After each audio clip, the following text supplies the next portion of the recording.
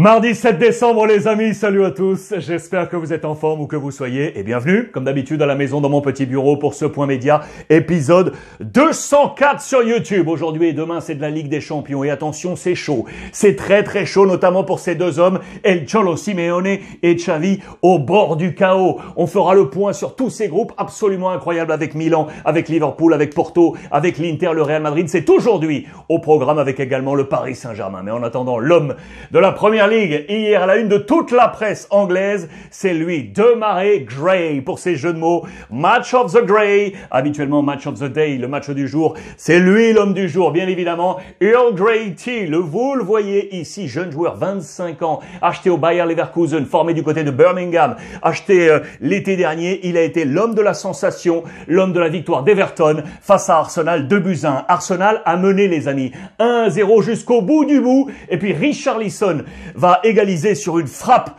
justement de Gray qui frappe la barre, qui rebondit tête de Richarlison pour égaliser. Et puis dans les toutes dernières minutes, une bombe. Il a lâché une bombe pour un poteau rentrant pour la victoire en faveur de Benitez, le coach qui était en difficulté, l'Espagnol. Mais grâce à cette victoire, eh bien, le voici rassuré. Il est bien l'homme du jour en Angleterre en Première Ligue. La presse anglaise avec la Ligue des Champions.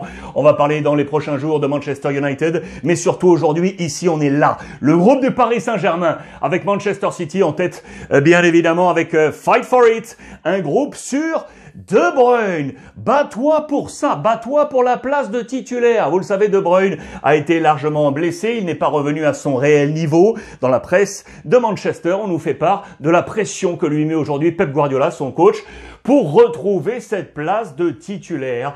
The Blues play, c'est aussi simple que ça. City, d'ores et déjà qualifié, Pep Guardiola va opérer à quelques rotations pour offrir justement du temps de jeu à ceux qui doivent gagner des points. Donc avec De Bruyne, il y en a d'autres, il n'est pas le seul. On pense à Grealish, vous le savez, l'immense transfert à plus de 100 millions de livres. On attend qu'il marque. On attend qu'il marque pour l'instant.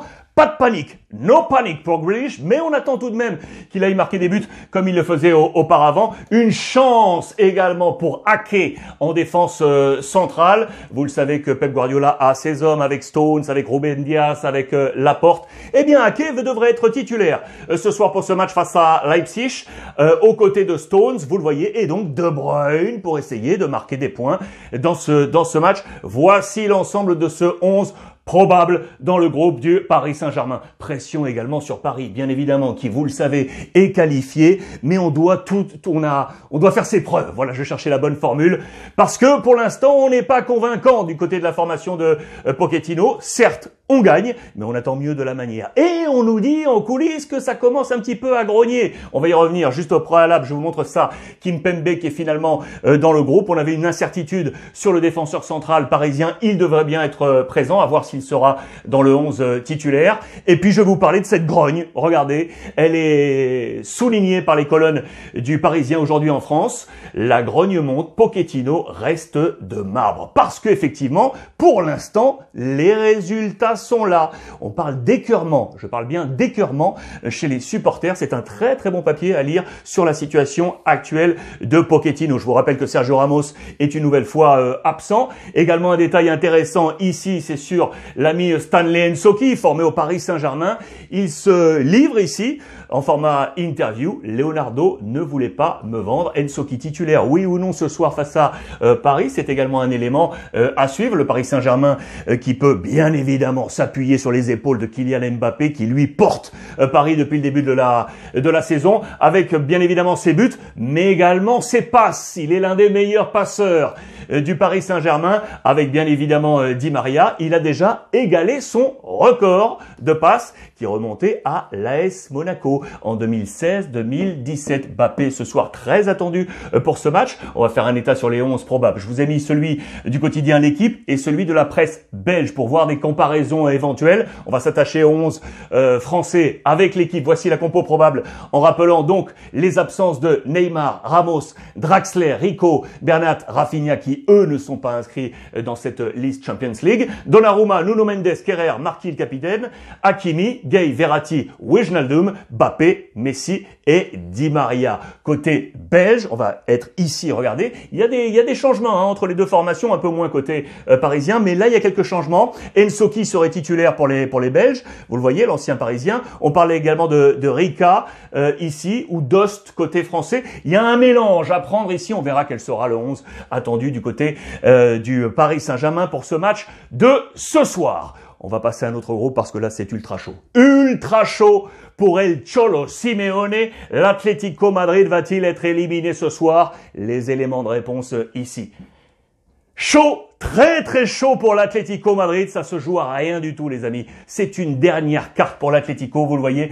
Tout va se jouer sur une carte à la une de Marca et on va attendre cet homme pour une véritable finale. On parlera tout à l'heure en fin d'édition du Real Madrid avec le Barça, mais pour l'instant on va rester là. Sur l'Atlético dans ce groupe complètement fou, tout se joue au pays du dragon. Pour l'Atlético Madrid du côté de Porto, les dragons du ciel ou l'enfer. C'est aussi simple que ça. Tout va se jouer sur un match et en plus, il va falloir avoir un œil sur l'autre rencontre de groupe entre Milan et Liverpool. Alors que va-t-il se passer dans ce match? Déjà, on nous dit qu'historiquement, il y a des joueurs qui connaissent le son de la victoire du côté de Porto, de père en fils, notamment Llorente, le petit espagnol, son père qui était joueur du Real Madrid, Paco Llorente, s'était imposé à Porto. On a parlé entre filiation du côté de la famille Llorente. Mais l'homme qu'on attend, bien évidemment, au-delà de cet historique, c'est Antoine Griezmann. Il est revenu à l'Atlético Madrid pour faire que l'Atlético porte voix en Ligue des Champions depuis que El Cholo Simeone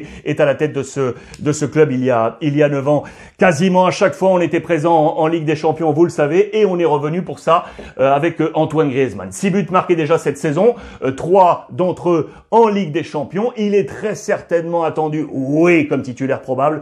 Vous le voyez ici dans les colonnes de Marca, aux côtés de Suarez. Attention à la défense du côté de l'Atlético Madrid parce qu'il y a beaucoup d'absents. Trippier, ça on le savait, mais surtout en défense centrale, Jiménez, Savic, Saponic et la suspension de Felipe. Voilà pourquoi, regardez bien, c'est Geoffrey Kondogbia qui devrait descendre d'un cran et se positionner en 4 défenseurs aux côtés de Hermoso. Ça, c'est une grosse affaire à suivre du côté de l'Atlético Madrid. Ce qui est sûr, regardez, c'est qu'il va falloir prier pour l'Atlético. En marge, je vous montre ça juste dans l'actualité. João Félix, l'attaquant qui n'est pas attendu comme titulaire. Attention, il s'interroge. Il n'a pas le temps de jeu qui était attendu pour lui. L'ancienne star du championnat portugais, la jeunesse triomphante qu'on attendait avec le numéro 7 d'Antoine Griezmann. Il pense peut-être à partir au prochain mercato hivernal. Affaire à suivre. En attendant donc les prières ce soir, rezar, il faut gagner et prier pour voir ce qui se passe dans l'autre match. Regardez l'attitude que je vous ai mis là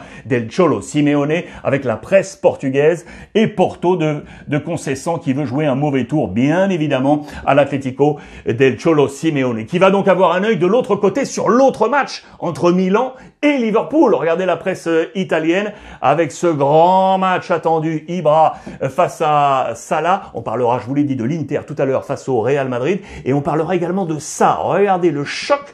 Là, on parle de banqueroute du côté du président de la Sampdoria. On va y revenir. En attendant, la Scala du football attendra ce soir ce grand match entre l'AC Milan et Liverpool. On va vraiment se régaler. C'est un gros choc entre clubs historiques de la Ligue des Champions. Pioli, c'est pas simple du tout parce que il est dans un calendrier compliqué, vous le savez, à la lutte pour garder sa première place du côté de la Serie A. Pioli contre tout. Pourquoi? Parce que l'infirmerie est pleine à craquer, les amis. Voilà les noms qui ont retenti ces derniers temps là du côté de l'infirmerie avec Castillejo, Calabria, Rebic, Giroud le français, Simon Kjær, vous le savez, le défenseur central danois qui sera absent pour de longues semaines, Pellegrini, ou encore Leao. On va bien évidemment compter sur l'ami Zlatan Ibrahimovic pour s'imposer face à Liverpool et espérer cette qualification face à la formation de Jürgen Klopp. Les 11 probables dans ce match très attendu. Donc regardez sur le plan offensif comment cela devrait se distribuer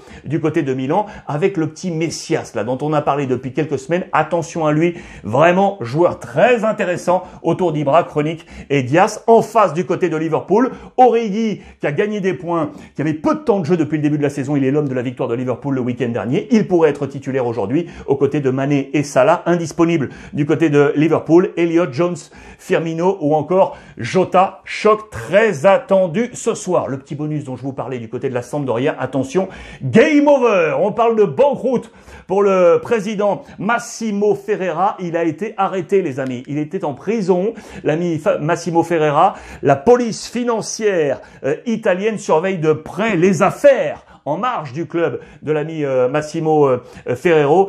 Je vous rappelle, 70 ans, on parle de banqueroute. On parle de banqueroute. L'avenir peut-être du club est en jeu avec celui de son président illustre. On parlait de la chaleur autour d'El Cholo Simeone. Je peux vous dire qu'au FC Barcelone, l'état est également critique. Ça passe ou ça casse. Le match, c'est demain. On va déjà se lancer là-dessus. C'est parti. Pour le Barça, les amis, pour le Barça, c'est chaud, c'est ultra chaud, destination Munich. Le doigt est porté par Xavi, vous le voyez, c'est l'assaut de Munich. Il faut s'imposer pour le Barça pour espérer aller se qualifier pour les huitièmes de finale de la Ligue des Champions. Le Barça qui n'a plus été éliminé à ce stade de la compétition depuis quasiment 20 ans. Quasiment 20 ans. Vous imaginez la torpeur, autant sur le plan sportif qu'économique pour le FC Barcelone. Alors quel est le plan de Xavi? C'est la grande question qu'on se pose, mais surtout, qui est là pour marquer des buts? Problème offensif. Du côté du Barça, vous le voyez, est-ce qu'il y a quelqu'un pour aller marquer ce but ici? Et notamment, bien évidemment, Memphis Depay, le drame majuscule. Depay a bien commencé la saison, mais il ne marque plus depuis un petit moment. En 5 matchs de Ligue des Champions, regardez bien, 2 buts seulement marqués par le Barça, 2 buts seulement en 5 matchs de Ligue des Champions. Et écoutez bien, seulement 9 frappes cadrées. 9 frappe cadrée en 5 matchs de Ligue des Champions. C'est complètement fou du côté du FC Barcelone. Alors on s'interroge du coup sur le plan de Xavi pour ce match très attendu. On s'interroge, Dembélé va-t-il être titulaire, oui ou non? Demain on aura d'autres éléments de réponse et je vous ai posé d'ores et déjà la question, à vous les amis, sur Twitter. Est-ce que le Barça va se qualifier, oui ou non? Regardez, vous êtes quasiment 2000, près de 2000 votants, 1739, c'est une large majorité. Vous pensez à 70% que non, que le Barça sera éliminé. J'ai mis certaines voix ici. Vous avez été très nombreux à m'envoyer votre avis. Merci encore. J'en ai mis quelques-unes. Il y a du plus et il y a du moins. Là, on est plutôt dans le moins. Le Bayern devrait aborder ce choc avec sérieux. Les Bavarois peuvent passer leur nerf sur le Barça et passer ainsi un message aux concurrents pour le titre. Éliminer le Barça par la même occasion. C'est Issam Bouzerouata qui nous dit ça. Rosine David qui nous dit premièrement, il joue face à une équipe qui n'aura qu'une idée en tête, mettre une bonne raclée à Messi à travers le club de son cœur. Bien entendu, en tête le ballon d'or entre Lewandowski et Messi. Nous verrons un Bayern en mode rouleau compresseur. Là, on est sur la non-qualif. Là, on est plutôt sur la non-qualif également. Guirassi qui nous dit, je pense que le Barça ira en 8e. Là, on les voit se qualifier. Ils peuvent tenir le match nul, c'est vrai, et que de l'autre côté, le Dynamo voudra bien finir à Lisbonne avec un nul aussi. Le match, effectivement, entre le Sporting et le Dynamo pour voir ce qui devrait se passer. Et donc là, on voit le Barça se qualifier. Aimenio qui nous dit, on connaît les Allemands sans scrupules quand il s'agit de montrer leur supériorité. On se souvient du match face au Brésil en 2014, effectivement, ou encore le match face au Barça en 2020 en club. Quand tu es au sol, il t'écrase encore plus. Le Barça assez faible offensivement, c'est vrai, on vient de le voir, sauf Dembélé. Après, dans le foot, tout est possible, mais il va falloir un miracle. Damien qui nous dit, ce que je peux dire, c'est que leur sort n'est pas entre leurs mains. Gagner face au Bayern qui n'a pas perdu depuis une trentaine de matchs, mais eux, c'est clairement mission impossible. Chez eux, pardon. C'est clairement mission impossible. Ils peuvent également marquer encore plus le coup pour l'histoire. Et enfin, Bello qui nous met une petite idée en tête sur l'arbitrage. Attention, regardez ça. Bonjour, le Barça va se qualifier. On voit la qualif après la défaite de Benfica due à l'arbitre sélectionné par la rencontre, qui est un bon ami du Barça, vous verrez. Attention, on parle de l'arbitrage à distance. Voilà quelques avis. Merci à vous tous d'avoir participé. Je resterai sur ces questions encore et encore. Complément d'information sur le Barça. Regardez, on va compter sur le facteur Araujo, le défenseur central uruguayen, qui est en pleine forme. On va compter sur lui. Piqué est de retour. Il était laissé au repos. Il devrait être aligné dans ce match face au Bayern Munich. Match particulier pour Serginho Dest, le latéral, qui était justement entre le Barça et le Bayern Munich à l'été dernier. Lorsqu'il quittait l'Ajax d'Amsterdam, il a choisi le Barça. Match intéressant pour lui. Et puis on aura bien évidemment en tête Dembélé. Va-t-il être titulaire? Oui ou non? Sachez qu'en marge, on est en pleine renégociation de contrat. Vous le savez, apparemment le Barça serait prêt à monter un petit peu son offre pour convaincre Ousmane Dembélé de prolonger. Les chiffres qui sont évoqués, on parle de 11 millions fixes sans variable et on parle de 7,5 millions net. Affaire à suivre sur l'ami Dembélé. Les transferts mercato côté Barça, on viserait le petit Januzaj, l'attaquant de la Real Sociedad qui est en fin de contrat.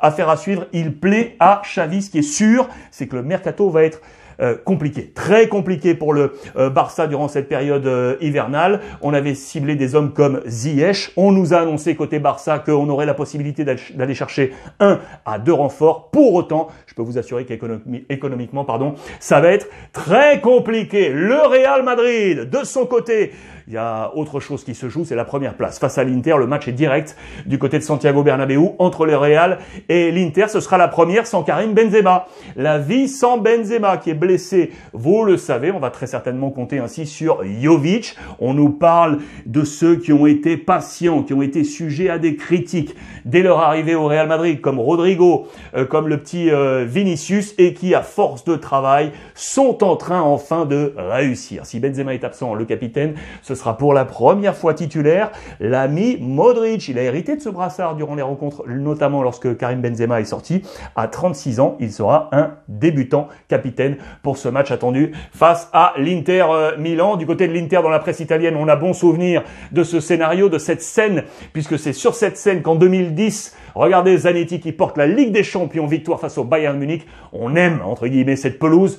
Du côté de l'Inter, qui pourra compter sur ses hommes forts du moment, ils sont là notamment réunis avec Lautaro Martinez, Çalhanoğlu ou encore l'ami Dzeko. Quels seront les plans d'Inzaghi ce soir face à Carlo Ancelotti? Les deux Italiens se connaissent parfaitement. Voici les compositions d'équipe probables. Donc pas de Benzema, toujours pas de Bale et Ceballos. On nous annonce donc Jovic titulaire avec Vinicius et Rodrigo, Kroos, Casemiro, Modric, Carvajal, Militao, Alaba, Mendy, Courtois. En face, Dzeko, Lautaro, Perisic, Çalhanoğlu, Brozovic, Barella, Dumfries, D'Ambrosio, Skriniar, Bastoni et Handanovic. Et pour finir cette revue de presse, un petit clin d'œil encore sur ce match, puisque sachez que Carlo Ancelotti, oui, a porté les couleurs de l'Inter Milan. Il ne l'a jamais entraîné. Il a porté les couleurs à une reprise, un match amical. Il était alors joueur de Parme en série C. En série C, il n'avait même pas 19 ans, il avait 18 ans. Il allait avoir 19 ans. Et puis le club de l'Inter a demandé à Parme de lui passer le joueur pour un match amical face au Hertha Berlin. C'était le 20 mai 1978. L'objet de ce match était d'aller superviser des joueurs du côté du groupe allemand. Et bien finalement, c'est lui qui a éclairé ce match. Pour autant, les amis, il ne signera donc pas à l'Inter et quelques mois plus tard, il prendra la direction de l'AS Roma. Mais il a joué donc une fois sous le maillot de l'Inter Milan pour la petite anecdote de Carlo Ancelotti. Ces petites histoires qui font toujours la grande histoire du football. Merci les amis de nous avoir accompagnés une nouvelle fois. De votre fidélité, je vous embrasse et n'oubliez pas, comme tous les jours, profitez des vôtres.